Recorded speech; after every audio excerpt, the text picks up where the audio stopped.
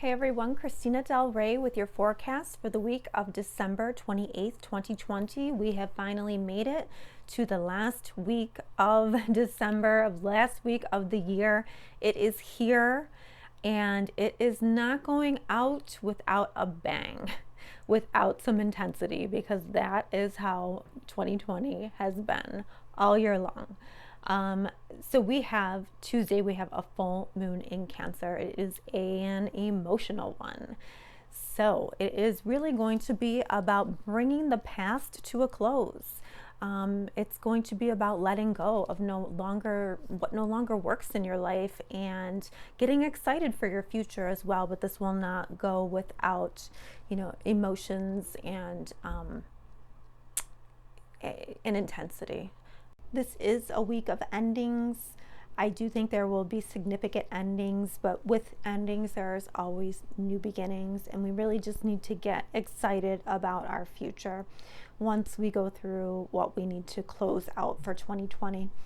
And I wanted to say too, like Wednesday and Thursday, we have Venus squaring Neptune, and to me, this says, deception.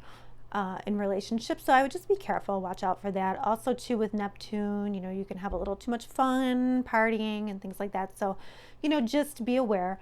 But Venus does meet up with the South Node, and to me, this says you have to let go of some kind of deception or something that's not right in your life, and it might be a disappointment, but it needs to be shed.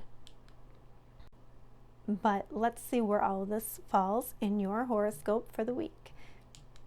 Hello, Aquarius. So we start the week off on Tuesday, the 29th, with a full moon in Cancer.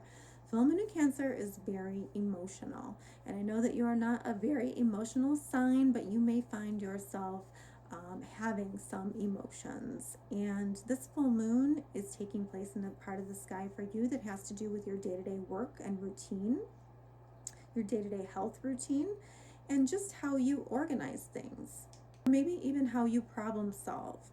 This also has to do with pets as well. And this full moon is making a square aspect to Chiron in your third house. So there could be some type of wound that has to do with your thoughts and the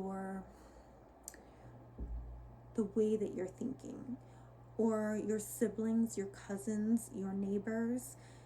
This also has to do with any kind of skills that you have learned, like a trade of some kind.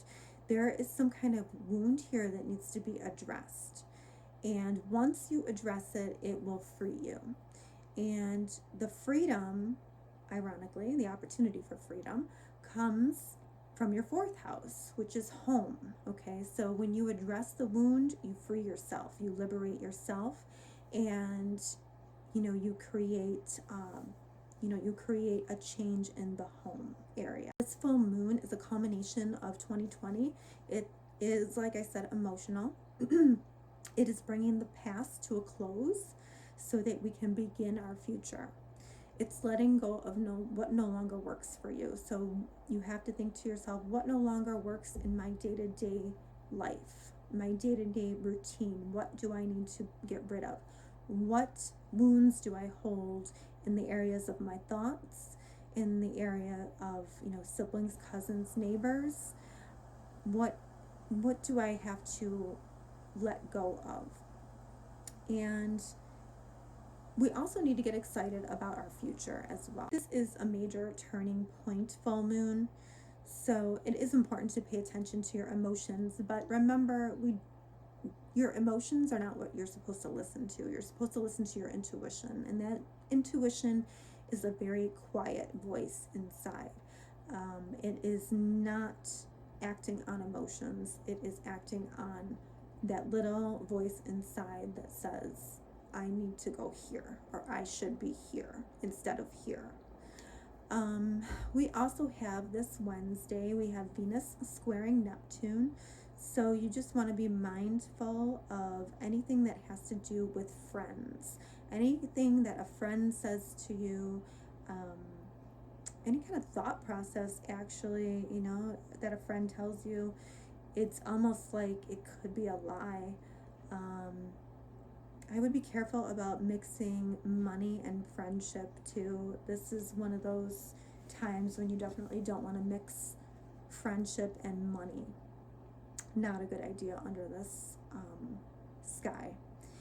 And then on Thursday, we have Venus conjuncting the South Node. So we're letting go of something here. And this is also in that house of friendships. So maybe you are letting go of a friendship. Maybe you are letting go of the ideal. Like maybe there was some kind of ideal friendship group, or maybe this could even relate to your hopes, wishes, and dreams. You had some kind of ideal, some kind of mirage, and you thought that that's what was going to happen, but yet that is no longer on the table for you, or that no longer serves you anymore. So, you need to get new ideals, but you have to let these ideals go first, these hopes, wishes, and dreams for your life. But there does seem to be a letting go of some kind of group or some kind of association with acquaintances or friends. Now, let's not forget that Jupiter and Saturn are still in their early degrees on your first house. So your first house has to do with how you present yourself to the world, but also your body and your health. So in order for that to take seed, in order for that to, culminate in, in order for that to build, you have to let go of things. So it's almost like, and this is happening for everybody, but especially for you because you're an Aquarian, you have to build a new you. And in order to build a new you, you have to let go of anything that's not serving you.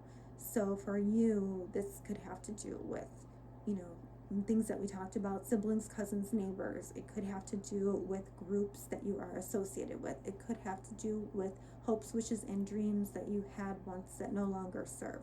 But it's more about really looking at reality rather than the ideal.